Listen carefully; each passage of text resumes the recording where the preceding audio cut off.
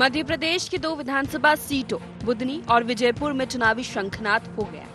गुरुवार को विजयपुर में भाजपा और बुदनी में कांग्रेस ने प्रत्याशियों के नामांकन दाखिल कराकर शक्ति प्रदर्शन किया। विजयपुर से सीएम डॉक्टर मोहन यादव की अगुवाई में बीजेपी ने हुंकार भरी, तो बुदनी में पीसीसी चीफ जीतू पटवारी की मौजूदगी में कांग्रेस ने भी पूरी ताकत के साथ दहाड़ लगाई। और जनता का जिस प्रकार से विश्वास दिख रहा है, निश्चित रूप से कह सकते हैं कि हमारे रामनिवास रावत जी जो हमारे वन पर्यावरण मंत्री हैं, क्षेत्र के विकास के लिए जनता अपने मंत्री को चुनेगी, क्योंकि हमने उनके बिना विधानसभा के मंत्री बनाया। और मंत्री बनाने के पीछे कारण ये है कि हमारा श्योपुर जिला काफी पिछड़ा था, तो आगे बढ़ाना है, विकास के कारोबार में शामिल होंगे और भारी प्रचंड बहुमत से जीतेंगे। जोर जोर से खेलेगा, इतना खेलेगा पेट ही फट जाएगी। एक तरफ है सांसद जी जिन्होंने एक काम नहीं किया, केवल सफेद कोठी बनाने के अलावा, व्हाइट हाउस बनाने के अलावा, और एक तरफ है एक व्यक्ति जिसने कई प्रकार के आरोप प्रत्यारोप झेल के भी कांग्रेस के विचार को नहीं छोड़ा कि किस व्यक्ति की पारिवारिक पृष्ठभूमि सेवा की है और किसकी एक क्लर्क से लेके कोठी तक की है, ये भी जनता बुझने देख रही है। तो मैं फिर से ये कांग्रेस की सीट थी और फिर कांग्रेस की सीट होगी। विजयपुर में भाजपा प्रत्याशी रामनिवास रावत का नामांकन दाखिल कराने से पहले मुख्यमंत्री डॉक्टर मोहन यादव और बुदनी में कांग्रेस प्रत्याशी राजकुमार पटेल का नामांकन दाखिल कराने जाने से पहले पीसीसी चीफ जीतू पटवारी ने दोनों सीटों पर जीत का दावा किया। मुख्यमंत्री ने कहा कि जनता सरकार के काम और भाजपा की नीतियों पर मुहर लगाएगी, तो पीसीसी चीफ जीतू पटवारी ने दावा किया कि प्रदेश की जनता भाजपा पर लगाम लगाने वाली है और ये इन 2 सीटों के उपचुनाव में स्पष्ट हो जाएगा। जिस प्रकार का वातावरण चल रहा है भारतीय जनता पार्टी के पक्ष में, पूरे देश में और प्रदेश में माहौल बना हुआ है, और जब विकास का कारवां चल रहा था, ऐसे में और विकास की संभावना है। मैं उम्मीद करता हूं कि जनता उनको प्रेम और स्नेह से आशीर्वाद देगी और वो भारी बहुमत से विजय। जनता से जाकर ये प्रार्थना करेंगे हम कि लगाम लगाओ भारतीय जनता पार्टी पे, तो गेहूं के दाम 2700 मिलेंगे। लगाम लगाओ भारतीय जनता पार्टी पे, तो धान के दाम मिलेंगे। अगर चाहिए पूरे प्रदेश की बहनों का लाभ पहुंचाना है तो फिर लगाम लगाओ। लगाम लगाने का अवसर मिला है जनता को। ये जनता चाहेगी तो पूरे मध्य प्रदेश में भारतीय जनता पार्टी की जो सोच है, जो विचार है, जो अहंकार है, वो एक तरह से लाइन पे आएगा। मुख्यमंत्री और पीसीसी चीफ के बयानों से साफ है कि भाजपा विकास के मुद्दे पर मैदान में है, तो कांग्रेस संकल्प पत्र के वादों पर भाजपा को घेर रही। इसके साथ ही कांग्रेस ने विजयपुर में रामनिवास रावत के दल बदल को भी मुद्दा बना रखा है। वो इसे जनता से विश्वासघात बताने में जुटी है। दोनों दलों की इस मोर्चाबंदी के बीच दोनों दलों को अपने नेताओं के बगावती तेवरों का भी सामना करना पड़ रहा है। विजयपुर में भाजपा के पूर्व विधायक बाबूलाल मेवाड़ा बगावत पर उतारू हैं, तो बुदनी में पूर्व विधायक राजेंद्र सिंह राजपूत के समर्थक रमाकांत भार्गव के टिकट बदलने पर अड़े हैं। वहीं बुदनी में कांग्रेस के बागी अर्जुन आर्य तो सपा से चुनाव मैदान में ही उतर गए हैं। इन हालातों में उपचुनाव की बाजी कौन जीतता है, ये देखने लायक होगा। Bureau report, IND 24।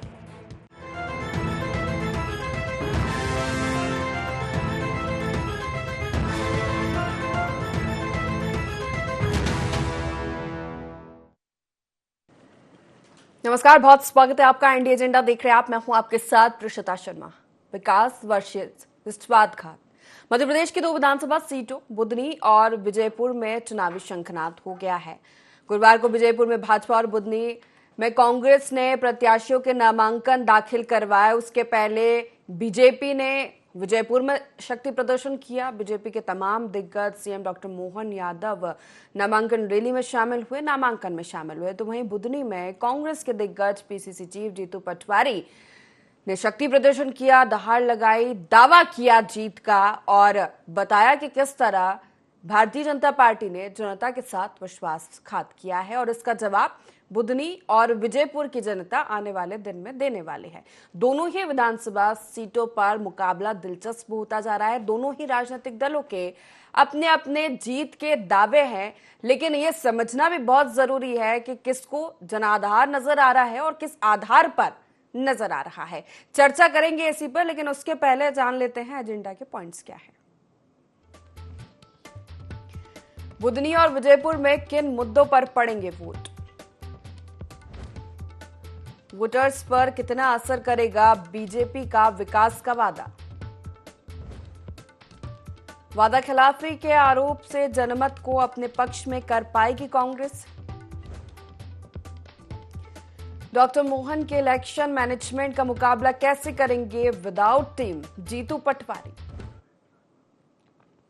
इन्हीं मुख्य सवालों के साथ चर्चा की शुरुआत करेंगे। खास पैनल हमारे साथ जुड़ रहा है। सबसे पहले परिचय आपका करा देते हैं। बीजेपी से हमारे साथ राजेंद्र जी जुड़ गए, स्वागत है आपका। बहुत मुख्य प्रवक्ता कांग्रेस से अब्बास हाफिज हमारे साथ जुड़ गए, आपका भी स्वागत है।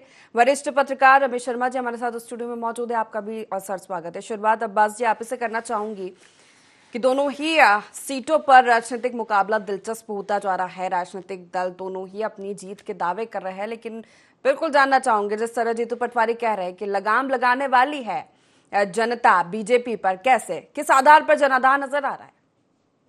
कि भारतीय जनता पार्टी की सरकार बने हुए ऋषिता जी 10 महीने से ज्यादा का समय हो चुका है। 10 महीने हो चुके हैं, उसके बावजूद भी जो संकल्प पत्र कह रहे थे, जिसको अपने वादे कह रही थी भारतीय जनता पार्टी, उस पर कहाँ अमल हुआ है। आज जनता परेशान है, किसान परेशान है। किसान अपने जो उसकी धान है या गेहूं है, उसके दाम की उम्मीद खो बैठा है। इतने बड़े बड़े वादे कर दिए और उसके बाद बढ़ाया कुछ भी नहीं। मतलब थोड़ा सा बढ़ा के आपने वादा कितना बड़ा किया था, ये भी एक बड़ा विषय है। महिलाएं सुरक्षित अपने आप को महसूस करती हैं पूरे प्रदेश में, क्योंकि बीजेपी की सरकार अहंकारी सरकार है। लगाम लगाने का समय है बीजेपी की सरकार पे। जब जब इन्हें झटका पड़ा है तब तब ये सही सुधरे हैं और अपने में सुधार लेकर आए हैं। अहंकार के में जो डूबे हुए लोग हैं, जब ये 2 उपचुनाव हारेंगे तो इनको एहसास होगा, और क्यों ना हारे। मूल मुद्दों के ऊपर चुनाव हो रहा है। एक क्षेत्र बुदनी है जहां पर 2 दशक से मुख्यमंत्री देने का काम किया उस क्षेत्र ने, लेकिन मुख्यमंत्री महोदय ने क्या किया? खुद के विकास के अलावा, जनप्रतिनिधियों के विकास के अलावा जनता तो वही है। न वहाँ रोजगार के अवसर है, न वहाँ सुरक्षित महिला है, न वहाँ पर युवाओं के लिए अच्छा जो शिक्षा की प्रणाली है वो है। तमाम चीजों से वंचित है वो, पूरा क्षेत्र विकास से वंचित है। अवैध रेत उत्खनन जो है वो 7वें आसमान के ऊपर है। दूसरी तरफ विजयपुर है। विजयपुर में क्या हुआ है? सौदेबाजी हुई है। जनता ने एक जनप्रतिनिधि चुना, बीजेपी के खिलाफ वोट दिया। उस जनप्रतिनिधि ने अपने एक मंत्री पद के लिए, अपने हित के लिए सौदा कर दिया। जिनको 8 बार विधायक बनाया गया, वो जनता पे खड़े नहीं उतरे। तो ये बड़े सवाल हैं जिनके ऊपर बिकाऊ टिकाऊ का मामला है या फॉर ग्रांटेड लेने का मामला है। तो बीजेपी का गढ़ है, और जिस तरह कांग्रेस कह रही है या जीतू पटवारी कह रहे हैं कि विकास अब तक वहां हुआ ही नहीं है, तो फिर हर चुनाव में बीजेपी को जनता वोट कर रही है या बीजेपी का प्रत्याशी जीत कर आ रहा है? बीजेपी का प्रत्याशी नहीं, मुख्यमंत्री साम दाम दंड भेद से, और जनता को एक उम्मीद दिलाई जाती थी कि इस बार आपका काम करेंगे, लेकिन वो काम तो हुआ नहीं। लेकिन जनता क्या करे, मुख्यमंत्री बनने जा रहा था कोई व्यक्ति बार बार, तो जनता ने चुन के भेजा, और फिर वही वादा खिलाफी। इस बार जनता मन बना चुकी है। न इस बार वहां मंत्री बनने वाला कोई, न मुख्यमंत्री बनने वाला है। इस बार जनता चुनाव करेगी, हिसाब किताब करेगी, लगाम लगाएगी। चले जवाब ले लेते राजेंद्र जी। लगाम लगाने वाली है जनता इस बार बीजेपी पर 2 उपचुनाव में? कांग्रेस के लोग हमेशा जन भावनाओं के विपरीत अपने ख्वाब सजाते हैं।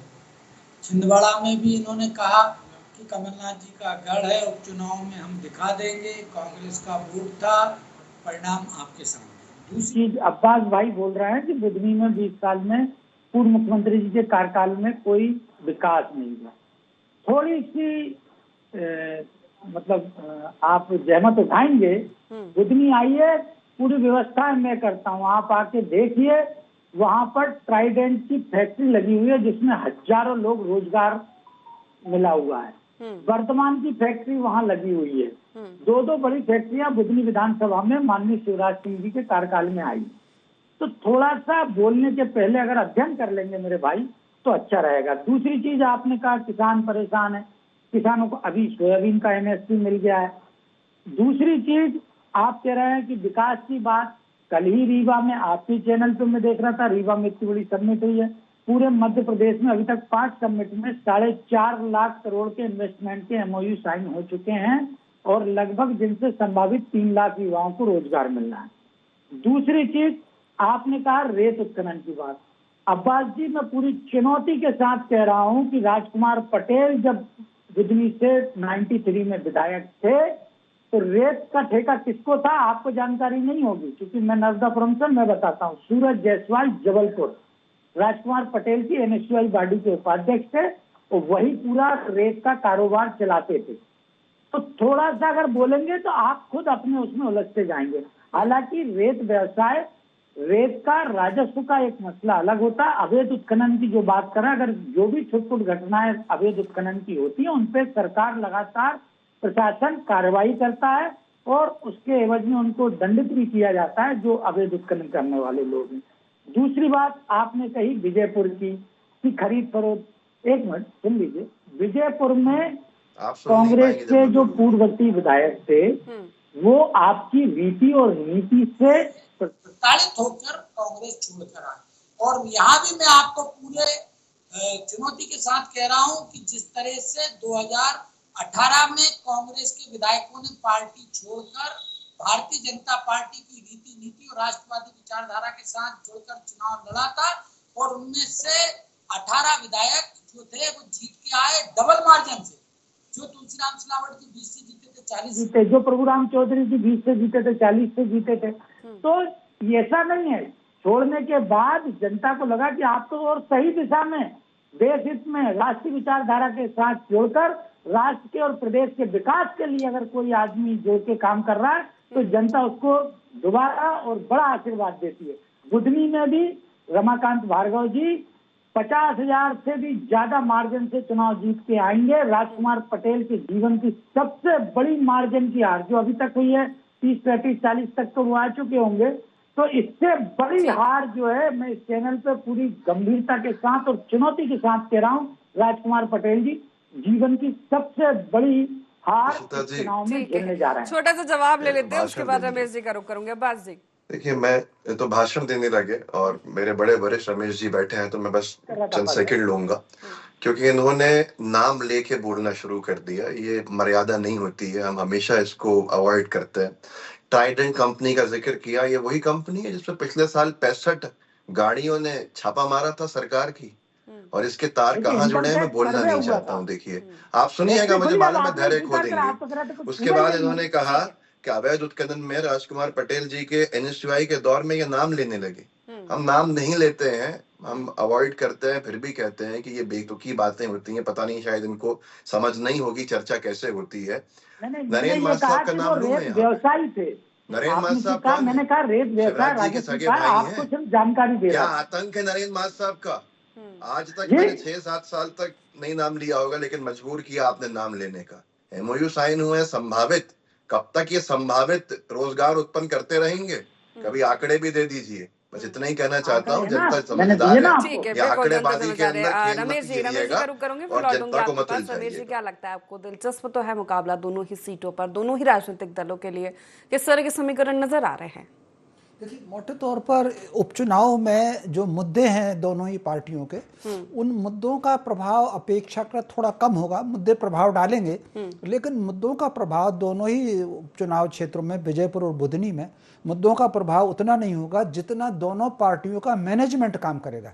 इसमें अगर हम देखें, जैसे मान लीजिए विजयपुर में देखें तो इसमें कोई शक नहीं कि वो कांग्रेस से आए हैं, भाजपा में हैं, और वहां पर भाजपा के 4 ग्रुप हैं।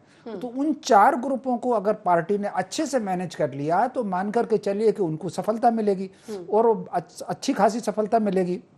वहां पर एक तो भाजपा का अपना कैडर का कार्य करता है, और कुछ लोग हैं जो सिंधिया जी के कैंप के हैं, और कुछ लोग हैं जो रामनिवास जी के साथ आए हैं। अगर इन सारे लोगों को भाजपा ने एक अच्छे से मैनेज कर लिया तो जीत हार जीत का अंतर बहुत अच्छा होगा। दूसरी तरफ यदि ये जो कांग्रेस ने कहीं ना कहीं ये जो है इसको थोड़ा सा हवा दी और एक दूसरे को पर्दे के पीछे से हाथ रखा और हाथ रख कर जातिवाद को वहां पर चलाया, वहां जातिवाद ज्यादा चलेगा तो निश्चित रूप से इसका लाभ कांग्रेस को मिलेगा। तो दूसरा, अब अगर हम बुधनी को देखें, बुधनी का जो सीट है उसका मनोविज्ञान है वो कांग्रेस के पक्ष में कम रहा है। अगर इन दोनों शिवराज जो चुनाव लड़ रहे थे, शिवराज जी की बात हम छोड़ भी दें तो 72 में वहां से निर्दलीय उम्मीदवार जीता था। तो कुल मिलाकर के बुधनी की जो मानसिकता है, फिर जो बुधनी में विकासकारी हुए हैं, जो बुधनी में विकासकारी हुए हैं, विशेषकर खासतौर से नसरुल्लागंज से लेकर के रहटी, सलकनपुर को और बुधनी चौराहे को क्रॉस करते हुए जो रोड गया है शाहेगंज और बख्तरा से जो आगे चल करके बाड़ी बरेली तक जुड़ा हुआ है, वो रोड 4 लेन रोड बहुत अच्छा रोड बना हुआ है। तो मोटे तौर पर कहीं ना कहीं वहां पर भाजपा का एक अपना अच्छा प्रभाव है। भाजपा को नुकसान बुधनी में तभी होगा जब पोलिंग का परसेंटेज कुछ कम रह जाए। पोलिंग का परसेंटेज अगर अच्छा हुआ तो मोटे तौर पर भाजपा वहां पर भारी है, एक कदम आगे है कांग्रेस से। फिर इसके अलावा अगर आप देखें प्रशिता जी, तो उपचुनाव में हमेशा सत्तारूढ़ दल को अपेक्षाकृत अधिक लाभ मिलता है। तो ये दोनों उपचुनाव में मुझे भाजपा अपेक्षाकृत कंफर्टेबल पोजीशन दिख रही है। एक बात और कहूंगा, हालांकि कांग्रेस के और भाजपा के जो कैंडिडेट हैं बुधनी से, वो दोनों के परिवार की पृष्ठभूमि प्रभावशाली है। जैसे रमाकांत जी के पिताजी वैद्य रहे हैं, इनका भाई डॉक्टर है और बेटा भी बिजनेस करता है, प्रभावशाली है। राजकुमार पटेल का परिवार भी बख्तरा से लेकर के उस पूरी पट्टी में वो प्रभावशाली परिवार है। तो दोनों परिवारों की पृष्ठभूमि प्रभावशाली है, लेकिन फिर भी पार्टी का मैनेजमेंट हार जीत में काम करेगा। जी, कि बगावती स्वर की जो चर्चाएं हैं दोनों ही राजनीतिक दलों में प्रत्याशी सामने आने के बाद, इस पर भी आपकी प्रतिक्रिया चाहूंगी। देखिए, मोटे तौर पर इस पर निर्भर करेगा कि इसको प्रस्तुत किस तरीके से किया जाता है। बहुत सारी चीजों का प्रभाव प्रस्तुतिकरण पर निर्भर करेगा, तो इसका प्रस्तुतिकरण पर रहेगा निर्भर। चलिए ठीक है अब्बास जी, ये भी माना जा रहा है कि विदाउट टीम जीतू पटवारी किस तरह चुनौती दे पाएंगे बीजेपी को? कि कोई बड़ा विषय नहीं है, टीम तो काम कर ही रही है। आपने आज भी देखा, नामांकन भराने में जो गए थे तमाम टीम ही थी हमारी। नई टीम का घोषित नहीं होने का मतलब ये नहीं है कि टीम नहीं होती है, टीम तो पहले से है। पहले से एक बड़ी कार्यकारिणी हमारी काम कर रही थी। वीडी शर्मा जी जब अध्यक्ष बने थे, मुझे याद है 2019 में, तब 11 महीने लग गए थे उनकी कार्यकारिणी घोषित होने में, तो पुरानी कार्यकारिणी काम करती रही थी। तो ये कोई बड़ा विषय नहीं होता है, और हमने तो पूरी तरह से बसात बिछा भी दी है। हमारे तो मीडिया प्रभारी, सोशल मीडिया प्रभारी तक वहां के नियुक्त हो चुके हैं, दोनों विजयपुर हो या बुधनी हो। आज जनता लड़ाई लड़ रही है और जनता की टीम सबसे बड़ी टीम है, और हम पूरे आश्वस्त हैं कि जनता इस बार लगाम लगाएगी इस अहंकार पे। और ये अहंकारी जो सत्ताधारी दल में आज लोग दिख रहे हैं, इनके चेहरे सही होंगे और जनता के काम करेंगे। ये चुनाव कोई सरकारें बनाने का, सरकारें गिराने का नहीं है। ये चुनाव है आज सही मायनों में जो सत्ताधारी दल है उससे काम कराने का। जब तक उस पर लगाम नहीं लगेगी, वो अहंकार में जनता को, एक अंग्रेजी में कहते हैं फॉर ग्रांटेड लेता रहेगा। जब वो फॉर ग्रांटेड लेगा तो वो मतलब ये तो हमारे वोट दे रहे हैं भाई, बहुत अच्छी बात है, हम तो काम करें ना करें। तो ये जनता को एहसास दिलाने का चुनाव है। जनता सरकार को एहसास दिलाएगी कि नहीं, हम यहाँ लगाम लगाएंगे। पनिशमेंट से देके काम कराया जाता है। 1 साल होने वाला है, आपने अपने वादों को पूरा नहीं किया, शुरुआत नहीं की, किसानों को ठगने का काम कर रहे हो। और ये क्षेत्र जो है किसान और आदिवासी बहुल है। हमने तो विजयपुर में आदिवासी न्याय, आप देखिए कि हमने एक प्रत्याशी को सालों साल बाद, 50-60 साल बाद ऐसा मध्य प्रदेश में हुआ है कि अनारक्षित सीट पे एक आदिवासी टिकट दिया है। ये आदिवासी विरोधी लोग हैं, तो इनको अच्छे से जनता सबक सिखाने वाली है, इन पे लगाम लगाने वाली है। और मैं यही कहूंगा माननीय बीजेपी के जो साथी प्रवक्ता जी बैठे हैं कि नाम लेके आरोप लगाना अच्छी बात नहीं है, क्योंकि नामों की फहरिस्त अगर हम शुरू करेंगे तो फिर शायद बहुत मुश्किल हो जाएगी जवाब देते। इसलिए बात करें, तथ्यों पे करें, तथ्यात्मक बात करें। राजेंद्र जी जवाब ले लेते हैं। देखिए अब्बास भाई, आप मेरे बात का पर्याय गलत निकले। मैंने ये कहा आपसे कि आपने अवैध उत्खनन की बात करी, राजस्व की बात करी, तो मैंने कहा कि इसकी शुरुआत ठेकेदारी की बात कर रहा था, और मैंने साथ में ये भी जोड़ा था कि राजस्व जो इस नर्मदा अंचल है, नर्मदा पट्टी में टेंट माइनिंग एक राजस्व का हिस्सा है। साथ में मैंने ये बोला कि सारे पार्टी के लोगों ने राजस्व के लिए काम किया। जो अवैध उत्खनन की बात आपने कही, उसके ऊपर समय समय पर प्रशासन ने कार्रवाई की, एक चीज। दूसरी चीज जो आप कह रहे हैं जनता लगाम लगाएगी, जनता जनसेवा के सोपान को आगे बढ़ाएगी। रमाकांत जी जब सांसद थे, मैंने इसलिए आपसे कहा कि थोड़ी सी जहमत उठाइए और घूमने आइए बुधनी, भोपाल से बहुत करीब है। आप अधोसंरचना विकास देखेंगे, साहेबगंज जैसा छोटा सा गांव, आज आप जाएंगे तो वहाँ सामुदायिक स्वास्थ्य केंद्र देखिएगा, वहाँ के चौक चौराहे देखिएगा, बुधनी का सामुदायिक स्वास्थ्य केंद्र देखिएगा, कभी बाईपास से निकलेंगे तो वहाँ का विकास देखिएगा। 4 लेन पे आपने पहले कहा था कि मुख्यमंत्री जी ने कोई विकास नहीं किया। जब मैंने कहा तो आपने कहा ट्राइडेंट में रेड डली थी, वो एक इनकम टैक्स सर्वे की रेड थी, उसका कोई उससे लेना देना नहीं था कि वो विकास फैक्ट्री बनी या नहीं बनी। अरबों की फैक्ट्री बनी है, वर्धमान भी वहाँ फैक्ट्री है। तो फैक्ट्रियां जब आ रही हैं तो आप उसको स्वीकार करिए ना कि उनके कार्यकाल में 2 बड़ी फैक्ट्री बुधनी के क्षेत्र को मिली, जिसमें आज भी 23,000-25,000 से ज्यादा युवा रोजगार के उसमें जिसमें काम आरोप कर रहा लगता है। है कि तो अपने इसके लिए बाद खोल भी लिया अगर सब आपको कुछ। विकास नहीं दिख रहा है बुधनी जैसी तहसील प्लेस पे, ठीक है, विजय जनता विजयपुर में जनता विकास उससे कीजिएगा किसी राजेंद्र की जी। जानती है। ये कांग्रेस एक आरोप मिनट लगा रहे हैं फैक्ट्री के तार भी विश्वासघात जानती है। किया है आपने जनता के साथ, एक डील के तहत ये तमाम राजनीतिक उलटफेर हुए हैं वहां पर। 18 का चुनाव भी आपने देखा, हाँ। उसमें भी इन्होंने कहा। अब एक चीज जो रमेश शर्मा जी भी विद्वान बैठे हुए हैं, अब्बास भाई को मैं बहुत बुधनी बुद्धि में मानता तो हूँ, ये ऋषिता बहुत जी गैर इनके राजनीतिक प्रत्याशी का भी विश्लेषण विरोध हो बता रहा रहा है। हूँ आपको इनके कि ही जो लोग इन्होंने विरोध कहा कर रहे ना, हैं। भारतीय ये जनता पूर्व विधायक पार्टी का विरोध क्यों कर रहे हैं कार्यकर्ता बुधनी में? सिंबल के दोनों आधार जगह पर पे काम बीजेपी करता के है। ही नेता वो विरोध अपने कर रहे हैं ना। प्रत्याशी की जगह सिंबल को भाजपा की देखता है। इसका प्रत्याशी सीधा का विरोध उदाहरण मैं भाजपा अपने के ही लोग क्षेत्र कर से रहे देता हैं। हूँ कि जब उसको कैसे सरकार संभालेंगे ये? जैसे बड़े नेता भाजपा छोड़ के कांग्रेस से आए तो कांग्रेस के कार्यकर्ता ने अरे उनको आप वो नकार तो दिया छोड़िए, था। लेकिन ये आपके जब खुद उदय के जो प्रताप पुराने सिंह जी नेता हैं कांग्रेस से इनको कोई भाजपा में आए नाराजगी तो है? लाखों की वोट से मार्जिन विरोध से तो जीते। यही अभी कर रहे मैनेज हैं। भी ऐसे करना कई होगा, ये उदाहरण बगावती मिलेंगे सुर आपको जो उठ रहे हैं कि वो मैनेज भारतीय भी जनता करना होगा। पार्टी रमेश जी ने की उस पर भी रीति कहा के कि साथ कैसे जो जुड़ा रहता प्रस्तुतिकरण है, किया जाएगा उसको इसका। जनता और कार्यकर्ता दोनों सर आंखों पे बिठाते हैं। तो इसलिए मैं कह रहा हूँ कि भारतीय जनता पार्टी ये जो कह रहा है ना कि घमंड वाली बात नहीं है, लेकिन हमें अपने कार्यकर्ताओं पे भरोसा है। हमारे त्रिदेव जो बूथ लेवल के कार्यकर्ता हैं उन पे अरे भरोसा आपके है। नेताओं को इसलिए हम ये भरोसा नहीं है गरबा आपके नीति के प्रत्याशी साथ पे। कहते हैं कि वो हमारे उसका विरोध कर कार्यकर्ताओं रहे हैं, की आप कह दम रहे हैं पर, मुझे देवतुल्य कार्यकर्ताओं कार्यकर्ताओं भरोसा की है। दम पर, जैसे आपके हमने ही तो लोकसभा के पहले पूर्व भी कहा विधायक था मैदान में 29 उतरे हैं विरोध सीट करने के जीतेंगे, लिए। इसी आधार पर तो मैं कह रहा उनको हूँ भरोसा क्यों ठीक नहीं है, है एक आपके मिनट, नहीं, एक प्रत्याशी मिनट बुधनी में पे? सुन की लेते हैं सीट बस, एक मिनट। हम सर्वाधिक मार्जिन से जीतेंगे। वो सुन नहीं ठीक रहा है, है। हाँ अब्बास जी बोलिए, आप बोलिए। आपको कार्यकर्ता भरोसा है, आपके पूर्व विधायकों और नेताओं को आपके प्रत्याशी पे भरोसा नहीं है। हर तरफ आपके प्रत्याशियों का विरोध चल रहा है। एक तरफ बाहरी का टैग है, दूसरी तरफ तो ये बहुत ही आगे की आपके चीजें आर्य हैं। साहब तो तो ये सपा तो से खुद चुनाव तक लड़ लिए। आपके ही नेता भरोसा आपके आके प्रत्याशी पे नहीं कर पा रहा है। जनता सपा क्यों से करेगी पहले भरोसा कांग्रेस आके से टिकट प्रत्याशी मांग रहे पे? थे, नहीं मिला और तो वो उन्होंने विजयपुर सपा की से जनता 5 तक जिसने भर दिया आपके है। और प्रत्याशी ठीक के है, हाँ, विरोध में ये वोट कांग्रेस डाला में था भी पिछली बार, बगावती सुर टिकट है। इस बार मांगना वो उनका आपके हक है। प्रत्याशी बन गया कांग्रेस में तो भी आपके टिकट उसके बढ़ने बाद के मैं बाद आपको बताऊंगा नेता भारतीय नाराज जनता बताए पार्टी जा का रहे हैं। कट्टर वो तो समर्थक दोनों ही राजनीतिक दलों में, दोनों को ही मैनेज करना पड़ेगा ना अब्बास जी। देखिए ये नहीं दिख इनके रहा कि पूर्व अब्बास जी विधायक ने हैं, कोई ये नहीं हमारे दिख एक रहा कि वो टिकट आर्य साहब ने के तो सपा से दावेदार खाली कहे ठीक है, एक किया, मिनट जाते जवाब हैं, ले लेते राजू को, एक जिनका मिनट रुक 3 जाइए। साल भी जिनका 3 साल 4 साल का पार्टी में एक्टिव कुछ थोड़ा बहुत एक्टिवनेस रही, पर इनके यहाँ पे मूल कार्यकर्ता, इनके तो पुराने विधायक, पूर्व विधायक, ऐसे स्तर के नेता इनका विरोध कर रहे हैं। इनकी खुद पार्टी में रहते हुए ये बीजेपी काउंटर नहीं कर सकती कि आप भाई एक देखिएगा, युवा ने आपका मैं विरोध आपको कर कह दिया। रहा हूँ, अरे आपकी तो उन्होंने पूरी टीम टिकट लगी हुई मांगा है था। पूर्व भारतीय विधायक हैं, जनता जिसमें पार्टी में शामिल कार्यकर्ता को तमाम टिकट नेता हैं, मांगने का बड़े बड़े अधिकार है। नामचीन नेता हैं, अब वो नहीं आपके मिला है विरोध तो कर वो रहे हैं। खुद अब भारतीय इसका कोई जनता जवाब पार्टी नहीं के लिए देंगे, काम बड़े बड़े करेंगे। दावे करते रहेंगे।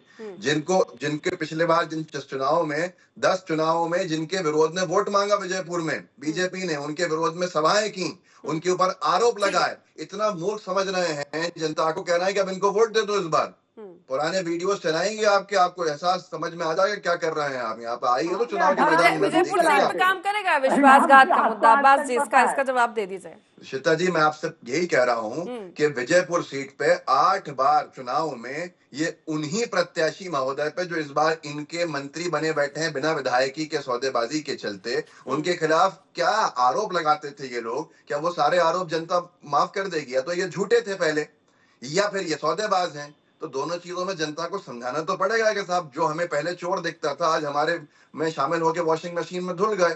तो ये तमाम चीजें हैं। जनता बड़ी समझदार है, बड़ी जागरूक जनता है। तो आज पता चल जाएगा इनको। ये क्षेत्र बहुत अलग है।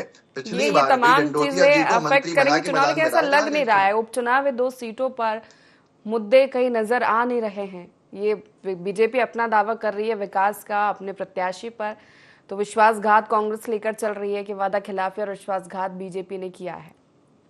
देखिए, मोटे तौर पर जैसे मैंने पहले ही कहा कि इस बार इस चुनाव में हम कोई बहुत मुद्दे काम नहीं करेंगे। ये दोनों उपचुनाव में ये मैनेजमेंट जैसे ही काम करेगा।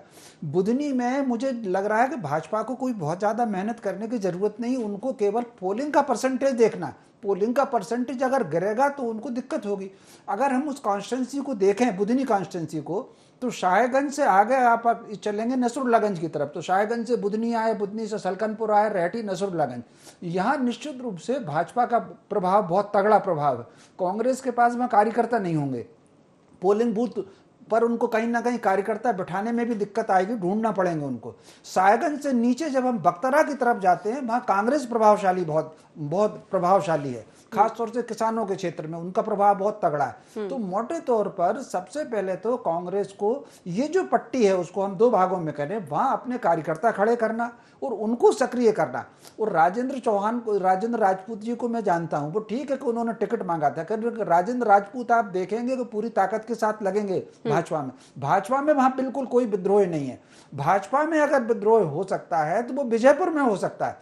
कांग्रेस को विजयपुर में विद्रोह की मेहनत ज्यादा करना है। बुधनी में एक आदमी कोई नाम मात्र को चला जाए तो चला जाए, बुधनी में कोई विद्रोह नहीं होगा। उसका एक कारण है कि वो जो टीम वहां पर अभी जो काम कर रही है, पार्टी ने, भाजपा वालों ने हर गांव, नसरुल्लागंज में कोई उनका व्यक्ति एक अलग है जो पूरा मैनेजमेंट करेगा, रेहटी में अलग है, सलकनपुर में अलग है, बुधनी में अलग है, शाहगंज में अलग है, उनकी पूरा एक सिस्टम बटा हुआ है। फिर इसके अलावा वो ठीक है कि कार्तिकेय ने टिकट मांगा था और टिकट उनको नहीं मिला, जो स्वाभाविक है।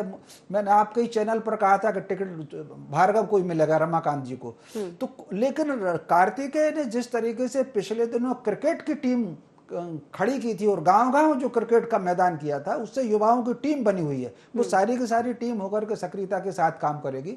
बुधनी में भाजपा को कोई बहुत ज्यादा समस्या नहीं है, समस्या जो भी होगी विजयपुर में। कांग्रेस अगर विजयपुर में ताकत लगा ले तो वहां के रिजल्ट में कुछ वो अंतर ला सकते हैं। बुधनी में बहुत समस्या नहीं है। तो कुल मिलाकर के, लेकिन उपचुनाव के परिणाम हमेशा, किसी भी दल की सरकार होती है, उपचुनाव के परिणाम सरकार के पक्ष में जाते हैं। तो अब ये देखना ये है कि मैनेजमेंट का खेल है इस दोनों के दोनों उपचुनाव में। बाकी तो अब जो परिणाम जनता के मन में क्या है वो तो अपन को परिणाम पे ही पता चलेगा। बिल्कुल, मैनेजमेंट का खेल है और कितना मैनेज दोनों ही राजनीतिक दल कर पाते हैं, ये देखने वाली बात होगी। तीनों ही मेहमानों का बहुत शुक्रिया हमारे साथ इस चर्चा में शामिल होने के लिए। तो विकास वर्सेस विश्वासघात की राजनीति इस समय कुछ समझ आ रही है। दोनों ही सीटों पर, विधानसभा सीटों पर उपचुनाव होने हैं। आज नामांकन भरा गया, शक्ति प्रदर्शन किया गया। दोनों ही राजनीतिक दलों के अपने दावे हैं, एक अपने वादे और विकास को लेकर चल रहा है, तो एक विश्वासघात और वादा खिलाफी को लेकर चल रहा है। हालांकि देखना होगा कि जनता किस पर मुहर लगाती है। फिलहाल एजेंडा में इतना ही। बने रहिए आईडी 24 के साथ। नमस्कार।